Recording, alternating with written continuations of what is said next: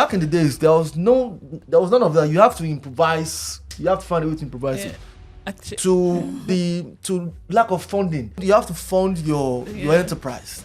You fund your enterprise, and then you also have to hustle for distribution. Nigeria, the reason why you think Nigeria is easy is because we know our ethnicity. Igbos will watch Yoruba film. Hausa will watch Igbo film. So either ways they know that, but it's different here. You don't have that leverage yet, and until you have it, you are not in the game. Do you think producers produce for the money or the numbers, or they produce to actually tell a story from where we are from? There has to be a balance point of both. Because filming is a very expensive venture. And no matter how good your film is, no matter how good the story is, if it doesn't break the bank, you are going to shut down.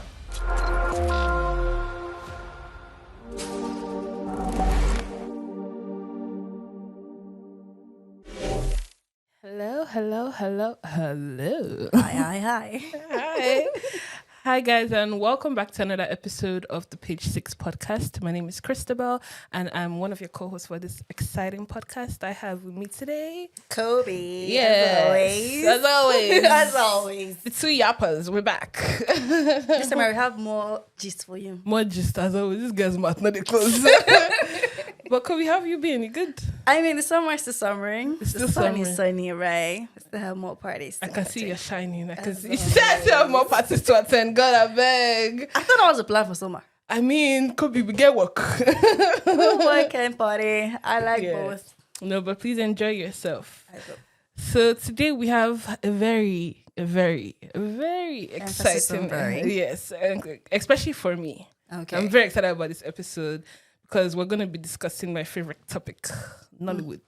Okay. But we have an exciting guest with us today. I'm going to do a little intro before I allow him to introduce himself. So from the runways of Nigeria to the sets of the most powerful Nollywood productions, today's guest is the true definition of versatility. Some of you may know him as AdeTiger, the silent enforcer in King of Boys, but there's a whole lot more behind that fierce screen presence. He's a model, an actor, producer, and TV host who continues to redefine what it means to be a leading man in African entertainment. Ladies and gentlemen, please join me to welcome the amazing, phenomenal Titi. Yay! I'm like, for those that live under a rock, that may not know you, could you just do a little introduction to, get the audience to know you better as well?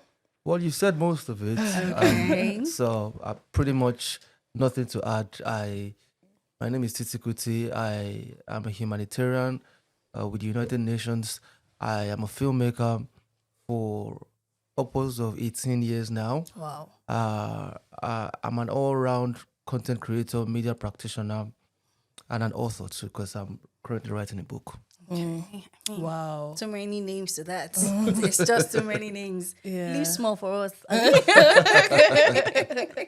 That's amazing. Even as you're saying like so many names, and like we're speaking before we even started rolling, I want to know who Titi is beyond like the cameras and lights. But even before that, before we know who you are, could you clarify?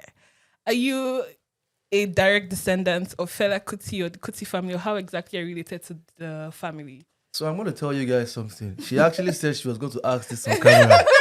I clarified So before we started. I'm not, and I have a witness here. Yeah. Even though I'm sandwiched by both of them, let's hope that. Blessed are you amongst women. I mean, Well, for probably the 600th time. who's counting? Apparently, you guys have been disturbing him. That's how many times I've been asked this same question. Yeah. Yes, I'm related to Fela Kuti's family, but I am not his son.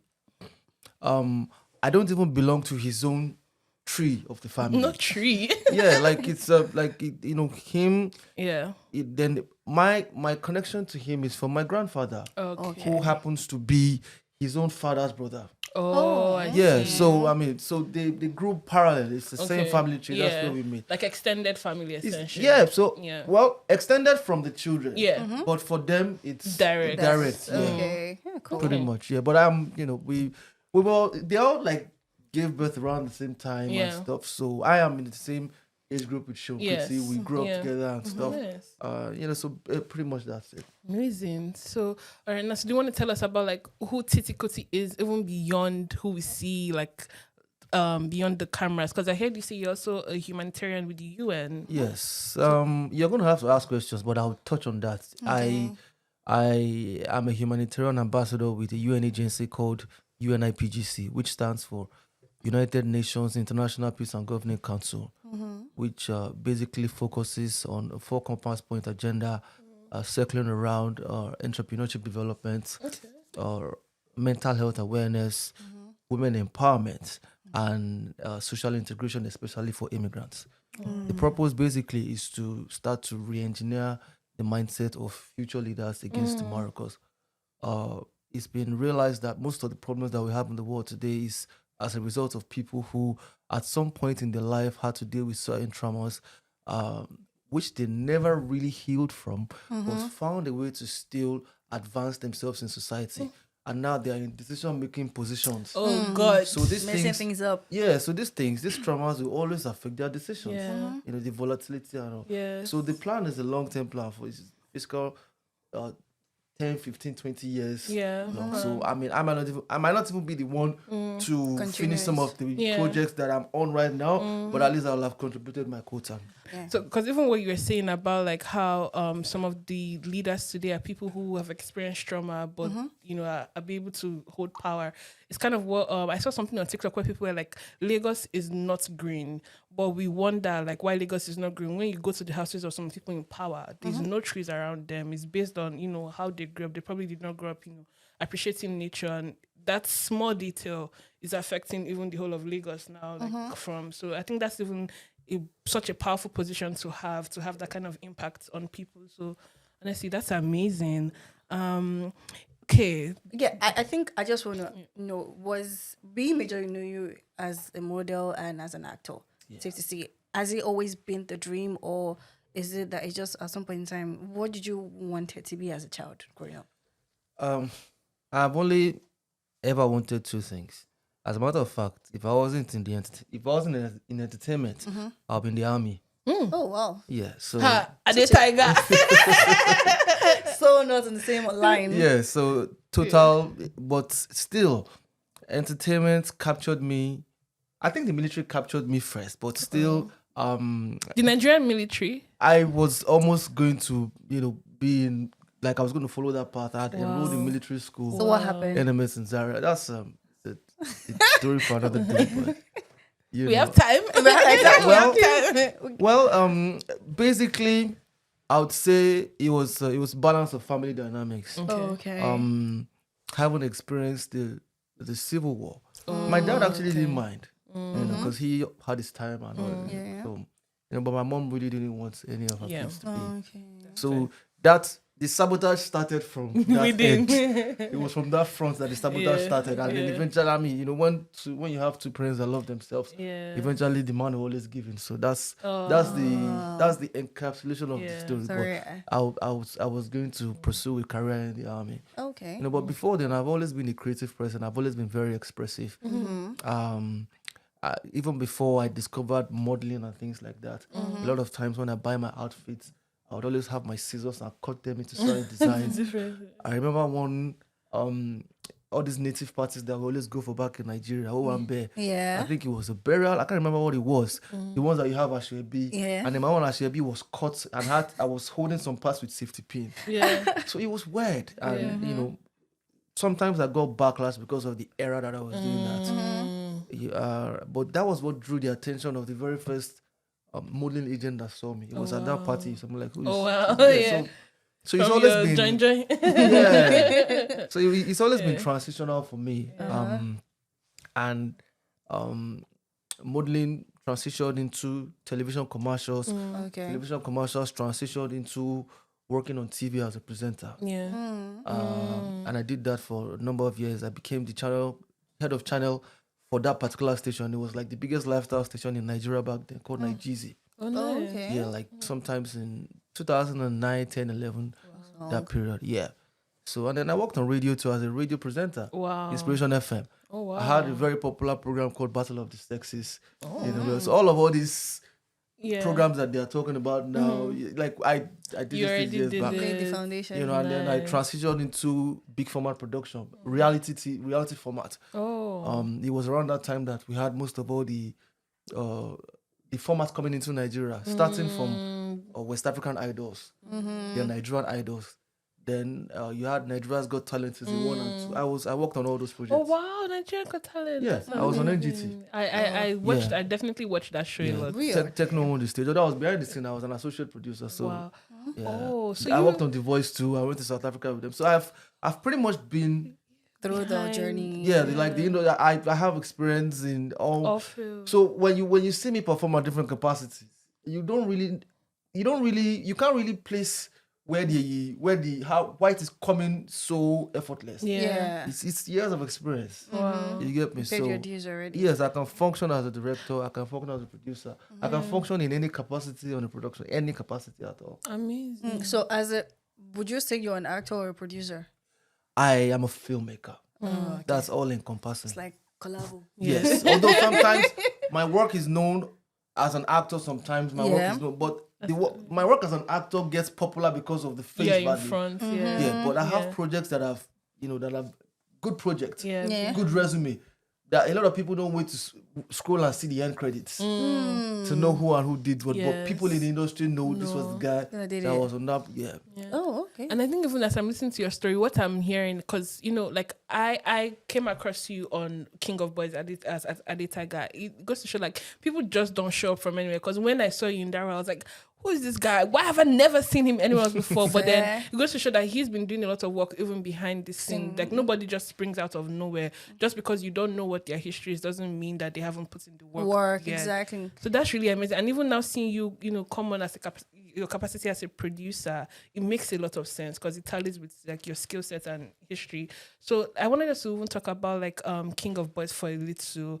I wanted to know how that role came about. Like, how did you know about that role? How did you do the casting call? Like, what was that process? So you're like the 600th person asking Oh me that. God, Who's it's like counting you're not again? special in this question. Who's counting? I'm waiting. I'm trying to wait for you guys to get to the questions that have not been asked at all. Don't worry, we'll get to there. it. We'll get there. Yeah. King of Boys. Okay. How can I make this brief so that we don't stay too long? No. I was working with Shola Shubawale on a different project where I was a producer for Mnet, African Magic at the time. And that was actually where we grew our bond, per se, because the project was a very problematic project.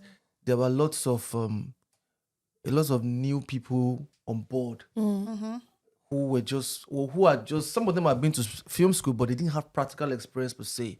So there was a lot of times that there was crisis on the productions. And the reason why myself and Adeshola got close is because every time there is crisis and everybody's running away because she can get mad. I'm always the only person that stays.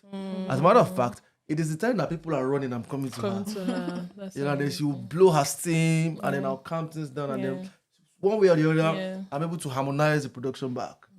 So, and that's where we actually grew. So that relationship was real. Yeah, it was. Yeah. We knew ourselves, from myself and I had actually been on a project. Actors actually, mother and son. Oh wow! Yes. I don't know if you know, there's a series called Palace. It used to be very popular in the early 90s. They had Antalani and all of that. Oh, yes. So they did a continuity of it. Oh. Yeah, so it was the continuity that was our first experience acting together. And that was where we built our acting synergy. So you see now we have a working synergy as actors, we have a working synergy as producer to actor. Yeah. So I was working on a different project, MTV Sugar. I remember. Oh, nice. Yes, I was working on MTV Sugar As a producer. Yes, as a producer. Wow. When they started to film King of Boys. For some reason, she has been telling Kemi Adetiba about me, but we never met in person. But all this I didn't know. All she would do was to invite me to come. But all the times that I wanted to come, because of the gravity of what I was handling on MTV Sugar, is a big I project. disappointed her about 3-4 times. And every time she would get angry. But I didn't understand why until I eventually went. That she had she had laid the groundwork that this is the person for this character. So she was the one that actually pointed out that I just try this person out. So when I eventually found the time to go visit her on set, they had been filming King of Boys already for about 20 days. Wow. And they had shot about 12 scenes with the person who was acting AdeTiger. Yeah. Wow. And I didn't know any of this. Wow. So I just realized that after a little bit of pleasantries, she made a phone call. I didn't know who she was calling. I thought she was ordering pizza because she knows I like pizza. Yeah. And the next thing, Kemi Adetiba walks into the room and then, we exchanged pleasantries. And immediately she saw me. She was like, Adishola, I see what you're saying. Wow. So I didn't really understand what they were saying still until her brother, Remy Adetiba, came into the room. Yeah. And then he just asked me, from casual chat, like, do you mind just trying out a quick line for us? He just dropped, I'm like, yeah, no problem. I know you're an actor, but if you're not prepared, I'm like, no, it's just give me the yeah. And then they gave me the script and they were like, who is going to read for me? And then the brother decided to read with me. Oh, wow. And then I didn't even know it was an audition for the film that was ongoing. I just auditioned. To cut the long story short, the guy that was acting AdeTiger originally was paid his complete money to just step go aside. Oh, wow. They paid him completely. So, so we had to reshoot all of the 12 scenes that had been shot prior. And what was supposed to be a visit to turned out to be a hijack because Kemi did not allow me to go home that day. I love it. She was energy. Like, if you go, I don't like at least once you have shot 2 or 3 scenes. Yeah. My mind is at rest. Yeah. This contract is paperwork. Yeah. Like we actually signed the paperwork, that's it, everything on the spot. Wow. So I ended up staying for 3 days. They bought me clothes, everything that I like. You don't have to change. Don't worry, we'll buy you clothes. You said don't go anywhere. Just stay. Everything to make you stay. And that was it. We, after the 3rd day, I told them, look, I've pushed enough. I have other responsibilities to manage. I have an entire production that I just finished. Yeah. So I have to go and sync the post-production with the Wrangler. Select shots and all those things that we did. Yeah. So I'm going to need 2 days off. So she was like, no problem. 2 days is all I'll give you. Go. I'll be here in 2 days' time. And they called me 4-5 times a day, every day for those 2 days. I hope you remember, I'm just checking on you. I hope things are going well on Sugar said, please, it's too... I've heard. And then I came back and then we finished the part one. I think she had already been building her story for part 2 from part 1 already. Whoa. But because the story was bulky enough already, the best they could do was to introduce my character. So they know people would notice. And then she had already decided at that point that she was going to expand on this character. Yeah, she had seen the potential. Wow. So when season 2 the part 2 was going to come, which was I was pretty much like I was anticipating it.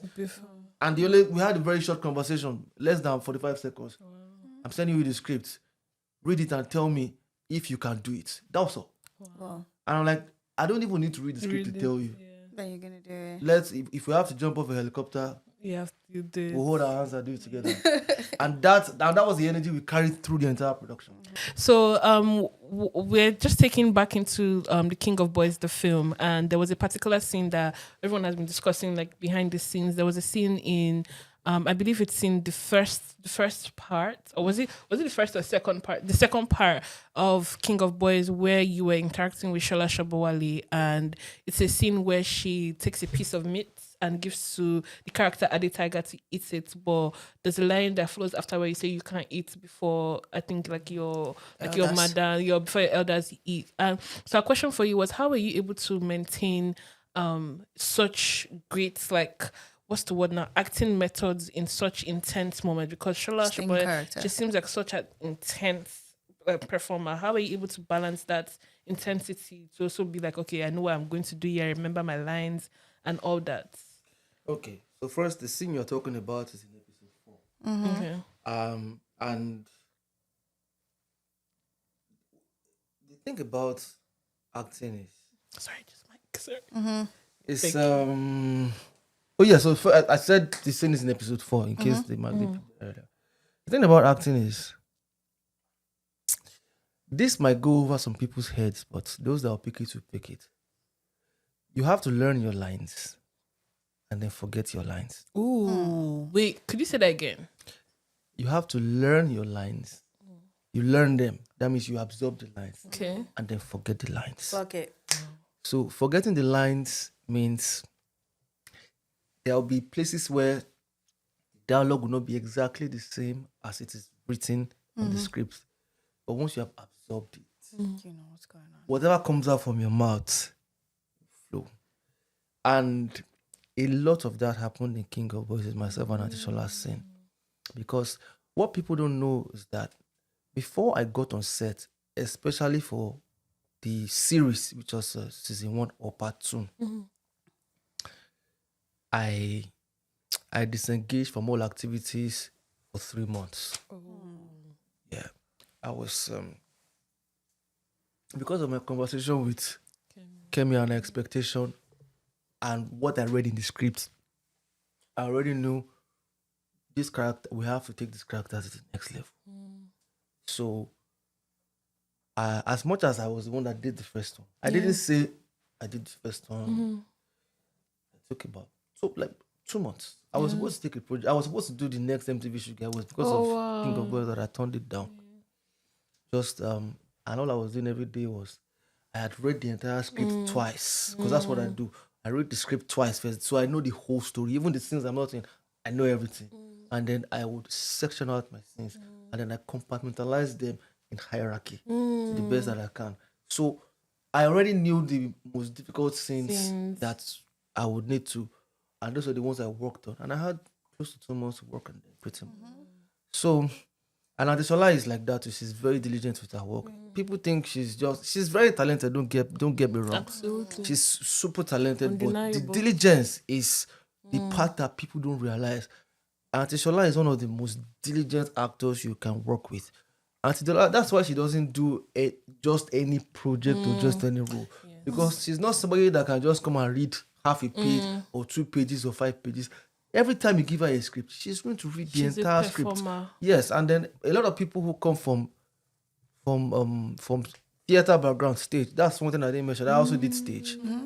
You know, they tend to have that. You know, because on stage there's no room for errors, no room for mistakes. There's no second take on stage. If you forget your lines on stage, you have to wait on cue to join your next line when other people have run. You can't cut. So for me, with that particular scene, I know when I saw the scene, I already knew the effect it would have. Like people who have a little bit of confusion between, is there like an emotional tension between them that can be related to maybe they're liking themselves in some sort of maybe sexual way, or are they just people are not like people? That was the whole idea. You just mess people's minds up. Like, is she liking this guy? Are they what's going on? Like, you don't know what to expect. You didn't know if it was her son or her boyfriend. Yeah, like is she converting son to boyfriend, or is loneliness making her see this person as the anchor, the only anchor that is left? You know, and it's very easy for women across the board. It doesn't matter your age. Once you find yourself in that space with the guy, you don't see age anymore. That was the whole point behind the scene too. Oh wow, it was very intentional. Confused. And then we knew it. In short, that was the very first scene we discussed even before we started shooting stuff. Like this particular scene at Shola. So like, it's my worry, we got it. So we were there. Each of us would go back to our hotels and do our individual work. And then there were particulars like that very scene at the end, the one that we did Till I Die, Oba. Yes. Oh, God damn. That scene. Oh, yeah, okay, sorry. On like 3 occasions, and Shola will come in. I think I cried for that. She will come in like 1 a.m. in the morning. Yeah. But Titi, scene 96, and the scene was scene 96. It's scene 96, yeah. And then when I come upstairs, we will not do any other thing. It is just that part alone that we will do. I think that was the AdeTiger scene. Yeah, no, I cried. As a matter of fact, that was the scene. There was a particular place in that scene that she had 7 pages of dialogue. The part where she was chanting. That was when she was going to fight the table, you know, that was 7 pages, but she forgot. She didn't worry. No, she didn't forget. Don't forget. Like she didn't worry. That one was the one that she was focused on. Like, wow. You know, like this one. he has to. So we put in the work. Let's just put it. And shout out to all the other actors on King of Boy. Everybody put in the work. Everybody from RMD to Tony Tones. Tony Tones. Shout out to Tony Tones. Yeah, Tony to Reminisce, to Sharon. Oh, everybody put in the work. What's the Igbo guy? Iblis. Iblis. Oh my God, I love that guy's character. That's my favorite character. Well, how was he even like working with Kemi? Like, because we know Kemi as she's like they call her the queen of mastery. Look, Kemi, the reason why she's queen of mastery, you people don't understand.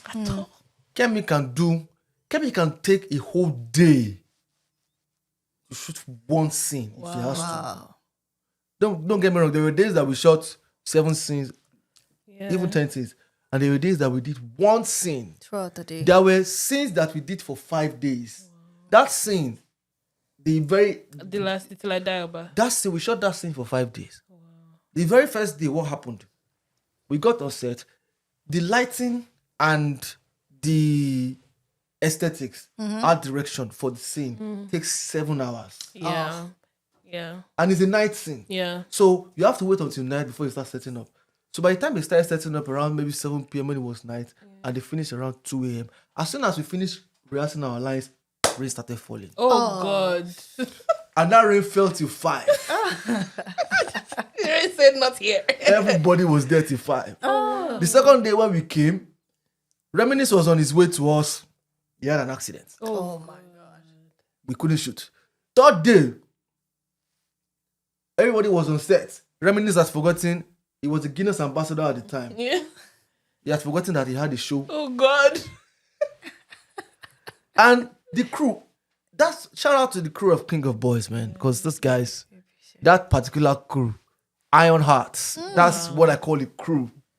That's the kind of crew that I will shoot until I drop for. Yes. Because these guys effortlessly. You know what it means to be setting up for one scene every day for 7 hours. And that's the scene where the table was in the round table scene. Yeah. So eventually when we shot the scene, somebody came up with a brilliant idea. We have done this 4 times already. So everybody knows where everything is. Why don't you go and don't forget the overhead on expenses? Yes. Because you have to rent that location every day. And you're paying crew that every day. Yeah. So why don't we go and set it up best we can? That's what I'm saying about shooting in Nigeria. Let's go and set it up. We've done it. It can't be so far off. And that's what they did. And they went in the daytime from about 12 p.m. And they set up till 7. As soon as nightfall came, Just that. it didn't take them 1 hour to adjust everything to where it was supposed to be. But it took them to have done it, repeated it 4 times prior. Yeah. And then we shot from about 8:15 to 6 the next morning before we finished that scene. That one scene. Cool. So that's we put in the work. I'm just buttressing the point on even the question, the scene that you're talking about. Yeah. We put in the work. And then the crew are there. The crew are willing. That scene also, we must have done about 25 takes of that scene you are talking about that you said you like. Yeah. And believe me, out of the 25, 20 were spotless. They were fine. Coming back to Kemi Adetiba's being the queen of mastery. That you people don't know. That's my queen. You people, she will get you people to shoot 20 times. Love it. 15 times. Love it. 18 times. Love you people will shoot it until get it right. There is no room, if one shot does not have, until there's enough shots to ensure there is no blemish all through. That's what it took. Wow. Beautiful.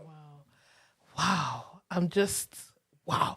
Wow. But I think even as you were talking, I learned a lot about your process of how you get into character, which is very interesting because I got to work with actors very directly for the first time. And I think what I found, the ones that worked the most, so that kind of what you said, you read your lines, you learn your lines, but forget it, so you can easily adjust. And I like what you did about reading the script a couple of times and then choosing your scenes and actually putting them in hierarchy. I think the actors still have a lot of work to do, when giving the script. And I really hope that more, like, a lot of actors, because I worked with like new and upcoming independent actors, so I think they're still getting into the process. I hope people really get to learn that from this These conversation. are some of the things that I teach anytime I go to teach. Yeah. Because every actor will eventually decide or Their determine their process. own Yeah. modus operandi Yeah. and what works for them. Some people, nobody has some. It's just like there are some ways. There are some old ways that you cannot go. It never fails. Yeah. You can evolve new ways that are faster. Yeah. But if those new ways don't come on time, you see those old ways, they remain. cannot fail you. Yeah. And you only learn those things when you are doing theater. Oh, I see. Theater is where you learn those Yeah. things. Because theater doesn't give you second chances. Yeah. I guess your experience really sets you up for the skills you have. So Yeah. that's amazing. Well, honestly, I feel like that decision Kemi made was the best thing for the film, because AdeTiger's relationship with Shola Shabara in that film, for me, just my personal opinion, really made King of Boys what it was. So honestly, amazing work. And even now we talk about your work as a producer, we're going to go into the topic of today. Our topic is Nollywood Beyond Borders. So when you hear that word, Nollywood Beyond Borders, what do you think? Like, what do you think of those words together as one? Nollywood Beyond Borders. What comes to you? I think it's self-explanatory. You are pretty much saying what is the acceptability of Nollywood on the global stage. Yes, and I would say that we've come a long way, especially in the areas of our indigenous stories.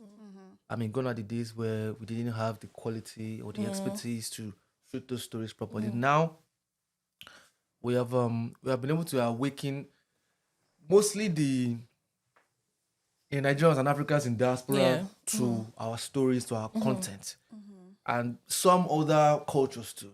So, I mean, we're at a transition point to take it to the next level.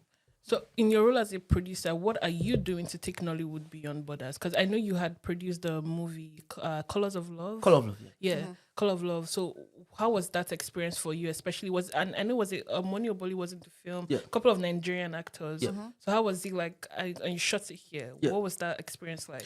It was a great experience. It was me just taking a daring step, to see what it would entail to pretty much shoot something that can be termed a crossover, that can merge both markets, and I can tell you, it was worthwhile.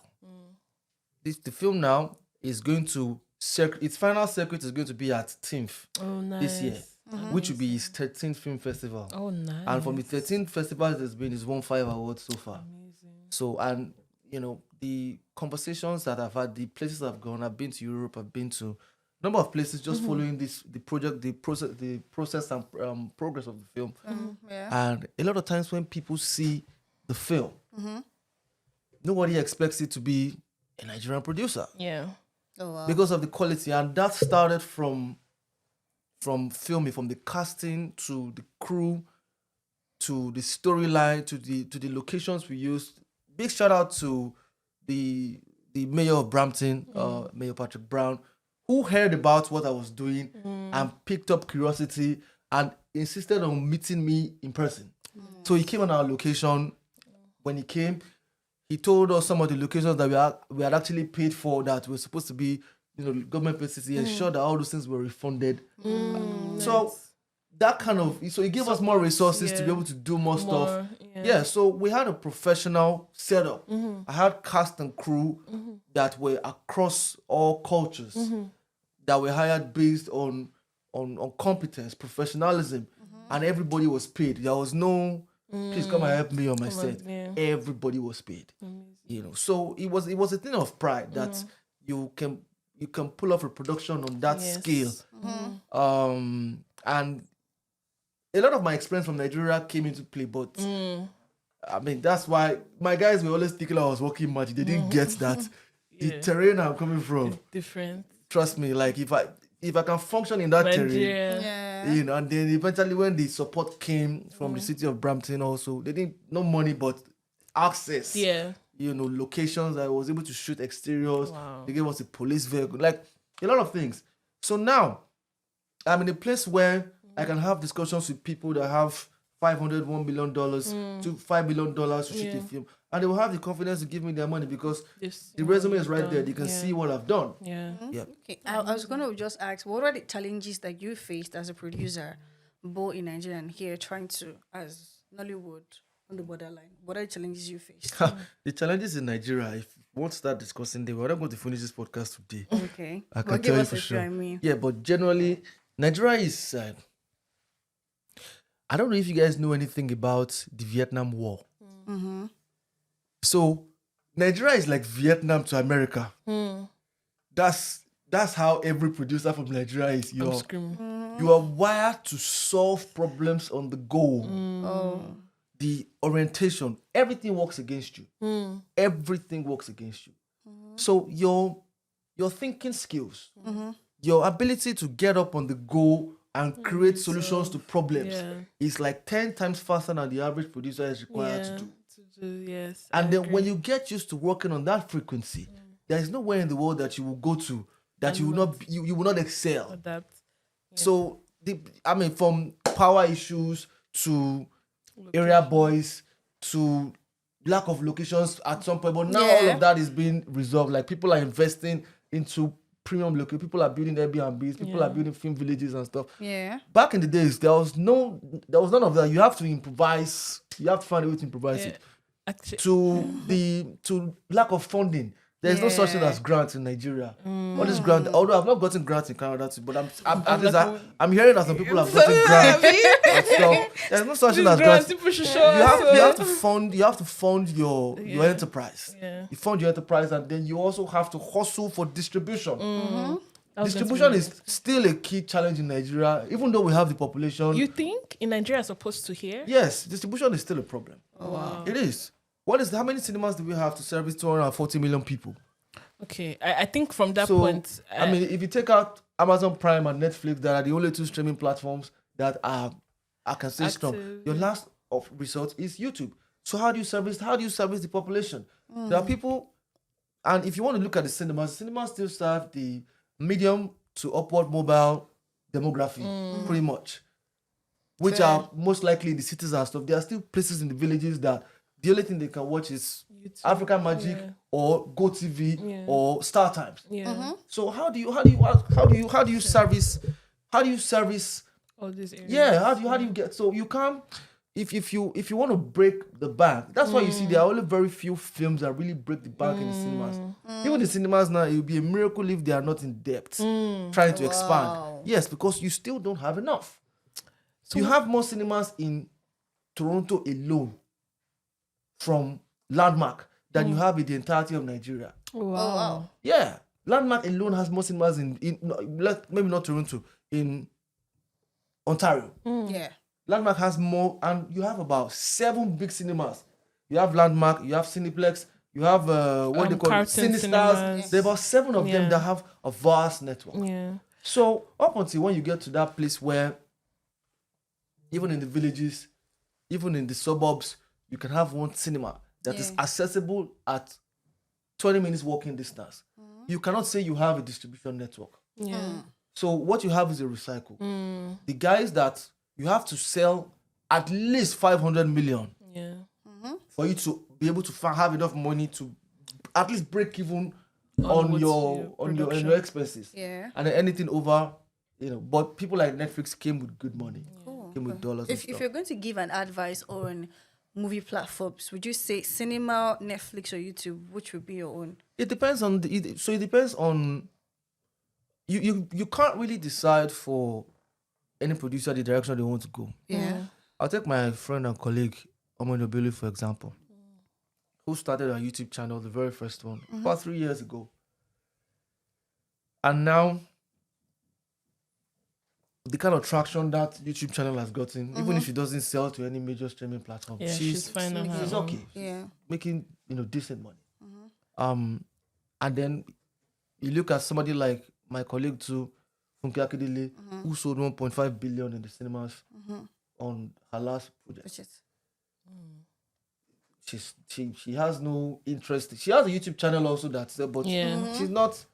So the niche is wherever you can find your niche. So you work with. Yeah, and it also has to do with the quality and so.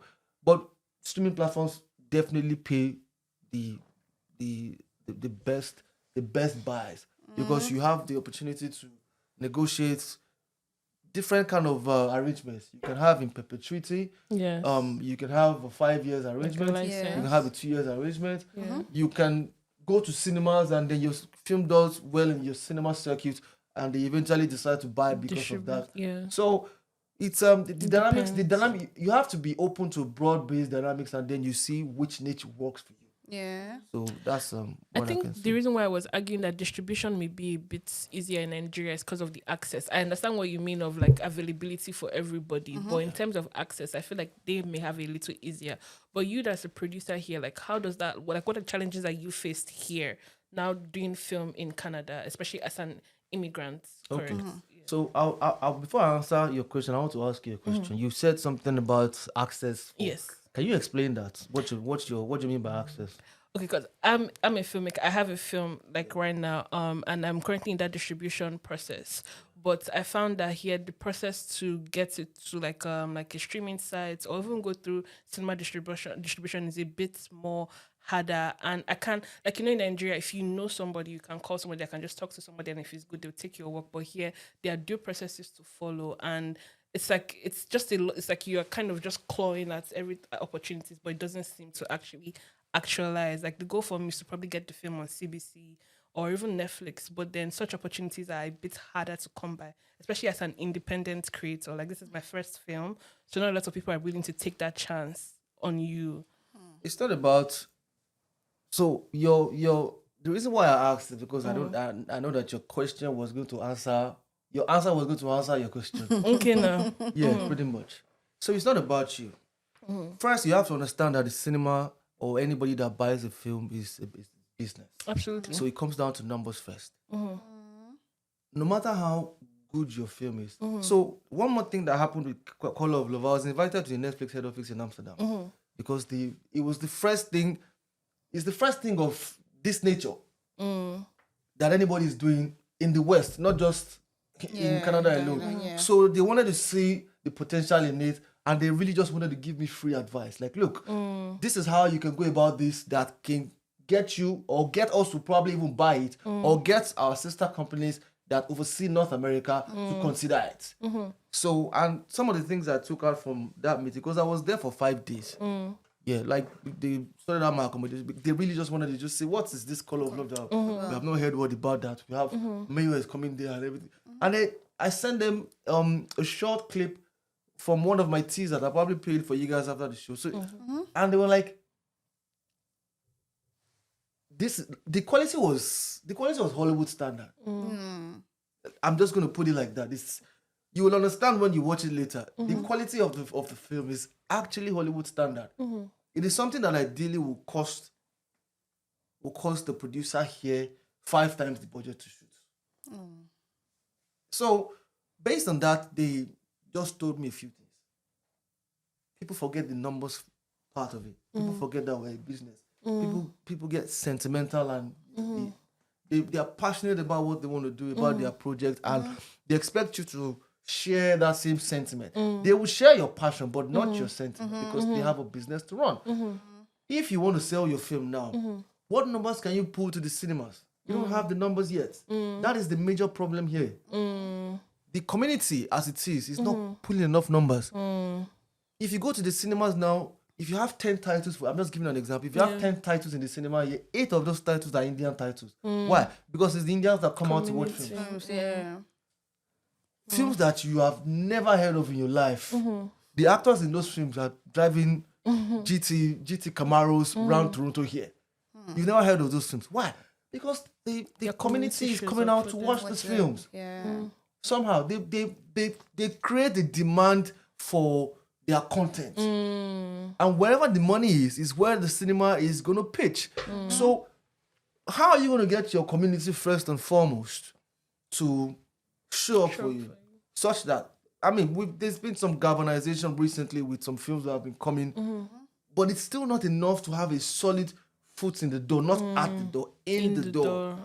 So that's the major problem. We have not been able to galvanize the numbers that would make the cinemas consider us marketable as a business partner.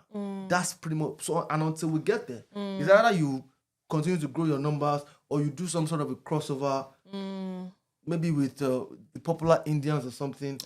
Because everybody's an immigrant, so your immigrant story doesn't have to be about your ethnicity alone. You can come across, which is what I did with Color of Love. It was something that went across. Yeah. So up until when you can do that, the cinemas are not going to listen to you. Nigeria, the reason why you think Nigeria is easy is because we know our ethnicity. Igbos will watch Yoruba film. Hausa will watch Igbo film. So either ways they know that, but it's different here. You don't have that leverage yet, and until you have it, you are not in the game. Do you intend to actually work on that level, like having a community? Because I mean, we have Nigerians here. We have a few communities of Nigerians. Do you think we can leverage of that here in Canada? Yes, it's leverageable. But it has a lot to do with the attitude of Nigerians, and I mean, they have to be. It's an individual thing. You have to have that community and clan mentality, pretty much like the Indians and the Chinese have. Some people view it negatively. I view it positively. It's the reason why they are so strong in this environment. Do you know that they have their tribes and their ethnicities amongst themselves too? You have the South India. They have those little divisions, but it does not affect them as a whole. Yes, like even if it affects them as a whole, you that is from a different ethnicity would never see it from the outside. Their money will still stay within them. But on the other hand, our ethnicity, the minute everybody wants to do their things individually, and then so every time you do something individually, your money is going to other places. Fair. It's not staying in the community. So that's the difference. Until there's a unification of ideology. There's people share similar perspective. The community clan perspective feels like, look, we are the only way we can grow. And this is not just Nigerians. This is like it's something that should be even easier for most Africans, like from Nigeria to Sierra Leoneans that are here, to Cameroonians, to Nigerians from Niger Republic, to it should be much easier for us because our cultures run into themselves. Our cultures are similar. So there's no reason why you have a Nigerian producer that drops a film here that all of the Africans from that belt come out and support, because that's all it takes. The minute the numbers go up, you have created a demand. Once you have created a demand, the cinemas will be willing to give you more airtime and spread to more regions. And once that is happening, what does that mean? Your negotiation is going up. Once your negotiation goes up, what does that mean? You can pay your actors better. Once you can pay your actors better, what does that mean? You can produce more stuff. So it's an ecosystem. Pretty much. I was going to ask now, as a producer, this is me putting you on the spot. Do you think producers produce for the money or the numbers, or they produce to actually tell a story from where we are from?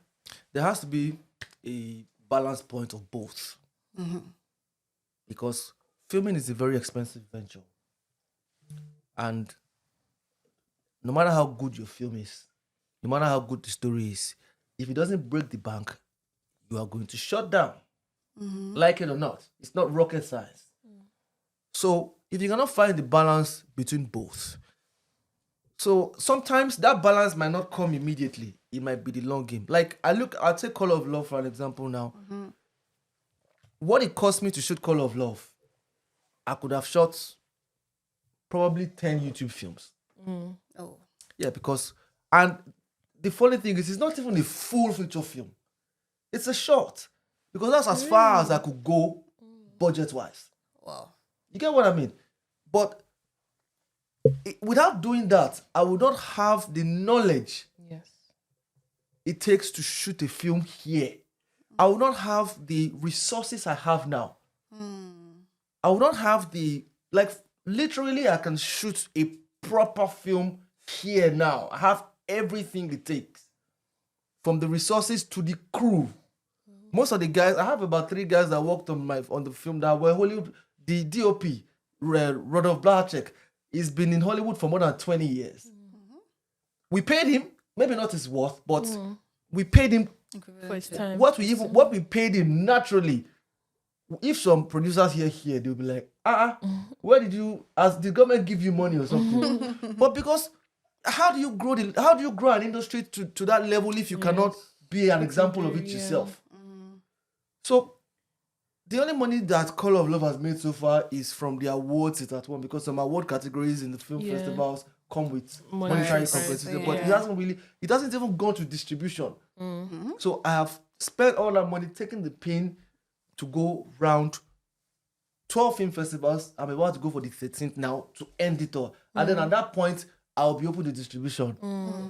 And distribution will come with a package deal. Whatever you are paying me to buy this film to put on whatever platform you are, I'm going to use it to recycle and either make a feature film or a series.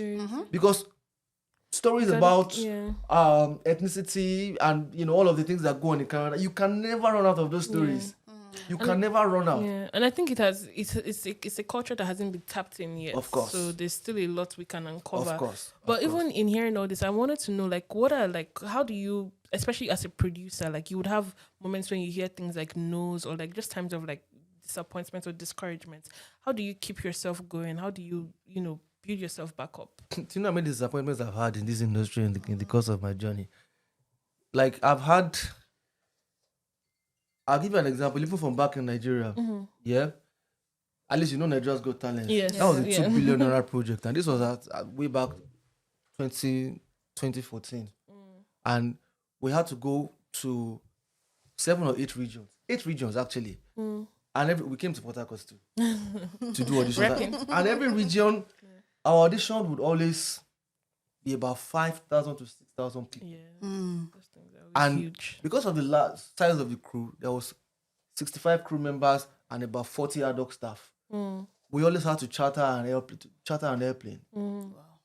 Because by the time you load all of our stuff, plus all of our equipment, also there's some equipment that are so sensitive, you can't load them in the deck of the plane. So we had to charter an airplane. And for 2 regions, money was frozen. Wow.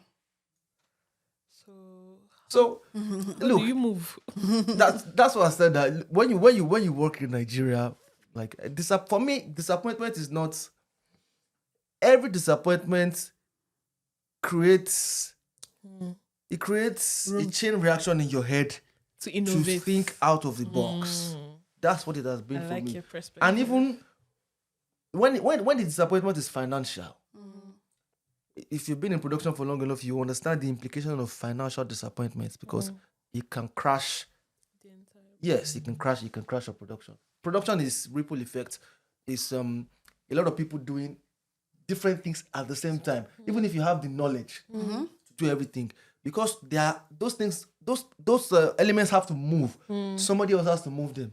And sometimes the shift in just one dice on the domino affects the entire chain. Yeah. So I think if you're still feeling set down by disappointments, you haven't been around long enough.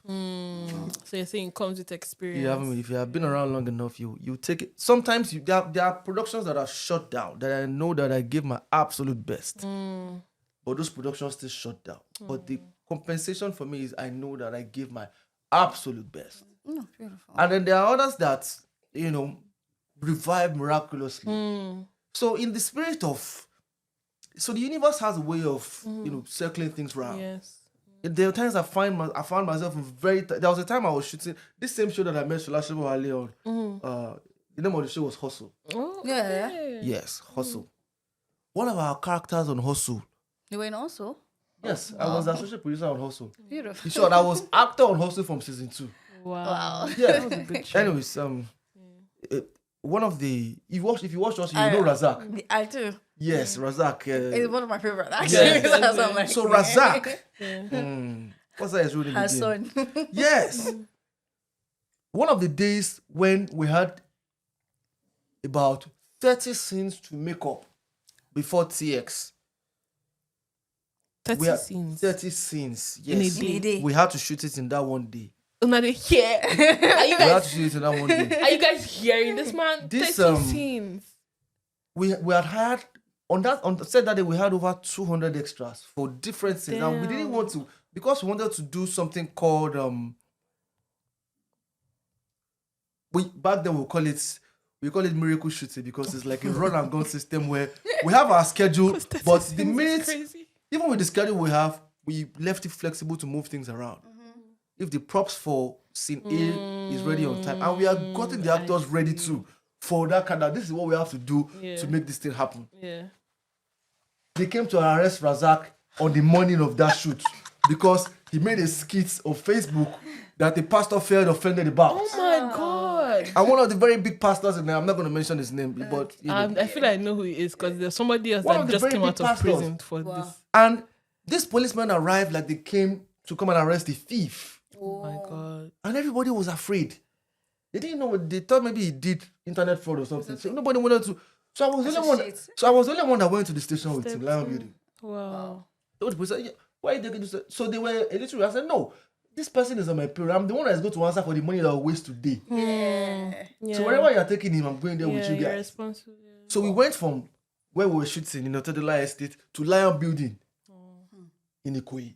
Oh, no. And then everybody was pushing me around. Like, I said, can I speak to the DPO? So I was almost going to be arrested myself, but I just stood my ground like, look, if it is what it is, because I'm the one they are going to ask questions. Yeah. Money's on the line. Time is money. The truth is that Razak spent the night. In short, he didn't spend the night. He spent the weekend because it was a Friday. Oh my God. Nasty. So from Friday to Monday, and that day, the amount that wasted was about 7 million. Oh my, yeah. 7 million For that. 7 million in 2016. It's like 10, Yeah. 15 million right now. It's a lot more than that. So 7 million wasted that day because we are paying up. We are all the extra. They signed their contract. It's not their problem. Yeah. And you cannot. Because the other You can't talk about compassion with one person. If the other person doesn't agree, the person that agreed initially will change his mind. Oh God. So about 7 million wasted that day. No, producing in Nigeria. Sorry, not to cut you, but it's not for the weak. I know Lonzo. Yeah, when they shot Aura, because they had some scenes in Nigeria. He was like, there was a day, they went to location only for him to turn. They were beating his location manager. That's Nigeria for you. But that's very avoidable though. Like naturally, you don't go to exterior locations without setting things in place. But this one, it was in the controlled environment. We thought everything was under our control. And police arrived with 2 vehicles to come and arrest one person. And out of the 30 scenes we were going to shoot, Razak was in about 27. Oh God! Like all persons to arrest. All persons to arrest. So when you have gone through things like that, and then what happened? Do you know that we still made up those 30 scenes? Wow. Same day. In the following week, no? Oh, okay. We spread them five scenes all apart into the work of that day. And then we spoke to the actors that, look, we know that this is not what we discussed, but we are going to need 4 hours of each of your time every day. And we don't have money to pay people. Oh. We don't have any extra money. I mean, it is what it is. I mean, the show is as much yours as ours too. So you guys are the face of the shows. So you at this point, you have to also take ownership. You also saw what happened. Absolutely. So we shot. We didn't only make up. We shot at such an incredible speed that the Friday of the following week we were all drinking on set. Wow. Because we had finished as a Thursday night. It makes a lot of sense. But naturally, if you don't have the experience, what happened the previous Friday is enough to shut down. Yeah, because honestly, if I were producer on that set, that's it, guys. The village people picked that's your a wrap. And then Razak is gone, I'm gone. The way African magic works was they give you a float. Up until TX, they don't give you any more money. What's TX? Sorry. TX is when you are going to eventually make your screen, when they are going to premiere your project. Oh, okay. So it was going to be a daily show. It's a daily show. It's a daily show, actually. Yeah, so daily show. So before you can TX, you have to shoot at least 160 episodes. Oh. Yeah. Because they can't even give any margin for problem like this. Yes, we don't have That's the episode So ready. you have 160 on ground first. So they give you about 75% of what it will take you to shoot that 160. And then you have to source the rest yourself. So as the producer or the associate producer or the series producer, but the point is once you have that letter from Mnet, anybody will give you money. Anybody, people are happy to give you money because they know that the money is going to come back. Yeah, but the point is, you are working on such a tight budget that you can't afford any Mistakes. Yeah. Error. So at that TX now, once your commissioning editor comes from channel and they approve all of it, all the one, and they have to watch all the 160, that's when they will now give you money to continue to 365. But You understand? I often wonder, what are some of the challenges you faced when you're shooting Colors of Love here? So the challenges I faced personally was initially was funding. As I said, one of the biggest difference between shooting abroad and shooting in Nigeria is funds. What we call major films back home still falls on our category of micro budget here. Wow. Yes, like the budget is so small that the government won't even tax it. Some of our very big films still falls under micro budget. So here, and because of the standard of what I wanted to do, because I'm looking at the long game, I'm looking at the time because there are people that these angel investors exist that they're looking for the next big thing. They're looking for the next person that they can try out $5 million with for the next 5 years. Please, we are here, because even 1 million is not too bad. So, but it's not your work is what is going to speak for you. Absolutely.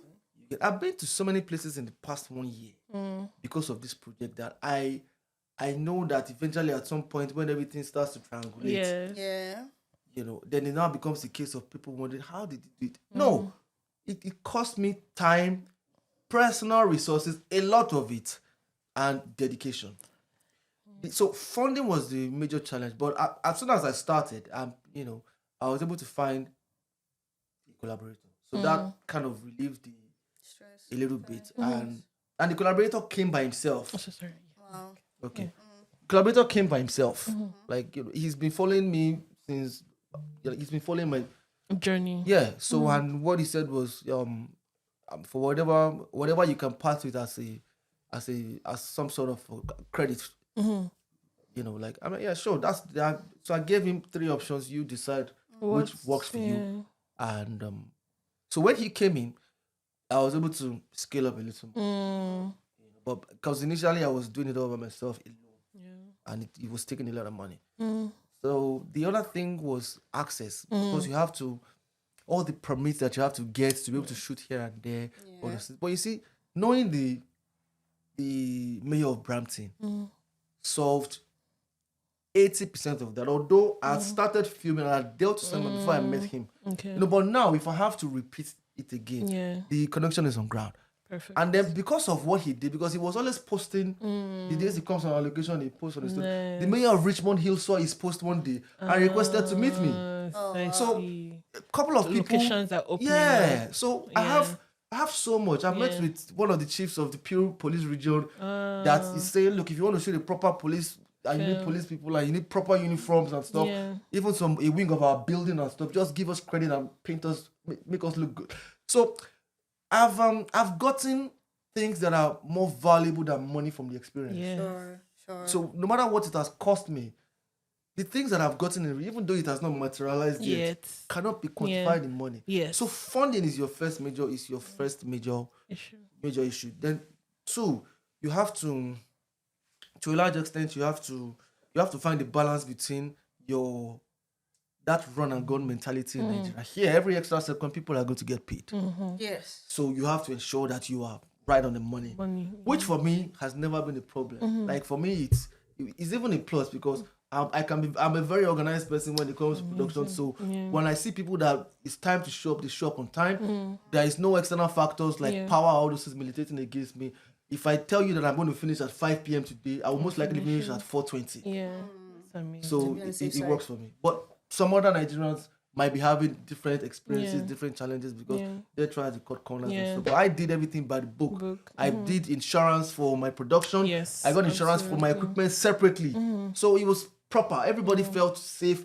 The atmosphere was it felt like a real production. All of the ethnicities that were there were relating with themselves, forgetting their ethnicity. Everybody was purely professional. There was no high ground for anybody on set. So pretty much. I think one thing you said that I really took was that, you know, like you even in as your role as a producer, you want to create something of quality that would be of good standard. My next question for you now would be relating to like, even like for you, even before I go to what's next, you balance roles as an actor, producer, and like just generally behind the scenes. In what role do you feel like you're truly yourself? Are you like more yourself in the acting role or when you're a producer? I think I built my experience across the board. So I directed a film also here called Lulu. Okay. That was for another Nigerian producer who is based in Calgary. Her name is Fina, too, incidentally. Oh, wow. Yeah, but she's been here Great. for... Fina's are great. I think Fina Brooks. Yeah. She's been here for 30 years, been there, but she's pretty much one of the first couple of Nigerians, women that, started to champion getting into events, production, and then she went to film school also. Nice. Yeah, so I was the one that directed the Canadian section of her film here. And it was a surprise to a lot of them because all of them were like, they didn't expect what they met. But because a lot of people, I'm a very private person. So if you haven't worked with me, you might not really know a lot about the things I have done or the things I can do, except you've worked with me. So a lot of them didn't even know that I had any directing experience at all until when we got on set and they started to see the technicalities. Like, where is this coming from? So, but for me, I feel every time I see those surprises, it just reminds me how far I have come. So I think I've built capacity effectively across the board. Now, based off your experience, would you prefer shooting here in Canada or back home in Nigeria? Good question. Filmmaking is like mathematics for me. A beautiful story is a beautiful story. A properly shot film is a properly shot film, irrespective of where. So for me, personally, I think the next level for Nollywood is the global market. Because the global market has a distribution easily. So the homework there is to shoot content that will be acceptable across the board for different ethnicities, and meeting the quality of what is being shot here. It's going to cost you money. Absolutely. But if you can weather the storm somehow. I have a project that I might be going back to shoot in Nigeria in November. So I would always be whatever the mission takes me to. Because actually, see, you were shooting in another country recently. Yes, I was shooting a film called Dogs of Mexico. Is that your film? No, I was an actor in the film. Oh, nice. Yeah, the film was shot in 5 countries actually. Yeah. I shot in Mexico, I shot in the United States, I shot in one of those Baltic countries. I shot in the United Kingdom, and then I did in Nigeria also. Wow. Okay, now shooting movies now, do you intend to continue telling more Nigerian stories, or you want to now expand on your storytelling as per where you are? Even the Nigerian stories is ripe for expansion. We've shown now that we can tell our stories properly by ourselves. Yes. But we have to be careful not to fall into the loop of making films for ourselves alone. Too. Okay.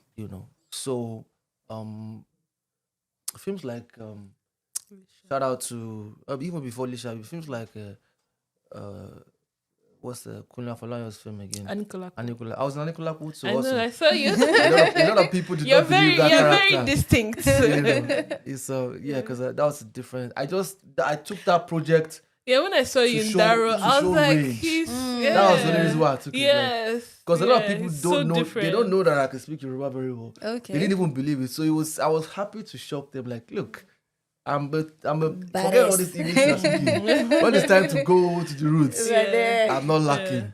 So shout out to people like Kunle Afolayan. Anikulapo really opened the door for epic stories. Yeah. Anikulapo was the inspiration to a lot of them. Yeah. And many of them came in and made money. But you always have to know when it is time to step ahead. I think he what he did with Anikulapo, he proved that epic can be of good quality and like relatable as well. But that's amazing. I had a question that literally just flew out my brain. But actually, I have a personal question for you. because I'm a lucky stalker. So I know you were also on a podcast as well. You also been in your role as a podcaster as well on Hot Mic, I believe that's the name. Do you mind, like, what was that experience like? And like, is that show? Do you still plan to continue that show, or is there any unresolved stories there that you wanted to discuss? So for Hot Mics, what I was a resident guest, and basically the two founders of the show, which is MC Morris and Emmanuel Igboke. You might know MC Morris, the city of Brampton, and also basically what I wanted to do was two things which I achieved. Was first to help them set up a podcast that has the texture, a texture so good it can run on TV. So I helped them with all the technical certifications and to use my, I won't say influence, or my personality to drive to traffic. give the show some level of credibility. Okay. Yes, and then once those two was achieved, if you notice, at some point I disappeared from the show. Yeah, that's why I'm asking. So that was the but unfortunately, the show was doing well. The show probably would likely have been one of the biggest shows if they had continued on the trajectory that we started. But unfortunately, at the time that I stepped out, because I had to go to Nigeria to film Anikulapo that time. Oh, wow. Yeah, so it was very well timed. Like from this point, I'll have to be out of here because I'm contract bound to be somewhere else already. And from Nigeria, I saw they went a different direction that took away, or that started to reduce the class. Or there are certain ways that you can address Certain. even toxic topics. Or so for me, the direction, and I tried from where I was to try and but the thing is, sometimes this immediate stories catch fire so quickly, and then you get intoxicated, and then you think. But I know from experience that it's not sustainable. Yeah. So I'm like, look, you are looking at a show that you want some of the people are already started approaching us at the time I left for sponsorship. Oh, wow. Yes, people wanted to have their brands, and that's where the money is. Absolutely. Exactly. Once you start to have that, somebody brings, it will start from 2K here, 2.5 here. That's where it will start from. But once you keep that class and the distinctiveness of the show, even when you are addressing toxic topics, Yeah. and then they decided to bring. I don't know how they started to vet their guests at some point. And people were coming on the show to settle personal scores and stuff. Oh. Yeah, so that kind of made it a little bit. I can't really blame the host anyway, because the hosts are just trying to have themselves a good show. Yeah. But the structure that I set up at the beginning was too solid to have been penetrated so easily within such a short time that I was, because I personally thought they were good. If I knew that it would have happened that much, maybe I might have begged Queen Afolayo to give me a little bit more time so I can stay. But I thought they were good. But then I started, then people started calling me in Nigeria, because they'd seen me on the show. So even though they weren't seeing me on the episodes that were coming up with all these issues, the fact that they see me on the show, I've staked my credibility to some extent for the show. So people were calling me like, what's going on with your show? I'm like, how do you manage this? So I just found a way to, neutralize all of that. I got involved in a couple of things that naturally I wouldn't have to, because just to try and save the show, not even the face, the show itself. But, somehow, the show has a lawsuit right now. That's why it's not running. Oh. Yeah, it has a I lawsuit. didn't even know so- that. Well, Yeah, I that's really awesome. appreciate you even being honest in answering this. But I want to ask, they sent me work. I was sent by the Inquisitive girlies. generation. Yes. I was sent by the girlies. They send us messages. They sent us message. Yeah. And AdeTiger, they say, we should ask you, Yeah. the former AdeTiger, Titi, are you single? Well, they've been asking that since 1922. Who is Now you go answer. And nobody has gotten a response yet. No? I don't talk about my personal. You have to know me personally to know personal things about me. And Okay. It's just That's fair. it's something this is the same thing I told BBC when they came. I'm telling you, like, it's not because it's a general standard. I don't talk about personal Stuff like that. If you know me personally, you know the things I do personally. You know the people that exist in my circle personally. Okay. I mean, you heard that. The girlies, I tried my best. We did our things. We did our work. I mean, starting to wrap things up. Lastly, what legacy do you want to leave behind, both in the Nollywood industry and in the African space, like entirely? People see legacy as like a bottle of wine that you just you serve for later. I know legacy is a continuum. It's a continuous thing. For every day that you walk in the path of your purpose, you leave a footprint in the sand of time. And so it doesn't stop. Just like his acting, actually. Like giving us all those words of advice. Yeah, but this is the truth. It doesn't stop. You have to, because if whatever you think that whatever you're thinking in your mind is the definition or the pinnacle of legacy, you are going to get there at some point, and then what next? You become clueless. What's next? There has to be pursuits for as long as you are living. Yeah. For me, the most important thing is, as long as whatever work I do, even when I'm gone, continues to propel this industry forward, I'm good. And that continues from now till, I spent almost all of my middle age in this industry, so I'm not going anywhere. This is what I'm probably going to do till, because it's the only thing that I find. I'm too old to join the military now. So, I find fulfillment in it. So, I just hope, which is why I do things like what I showed you earlier. Like sometimes I just try to share knowledge.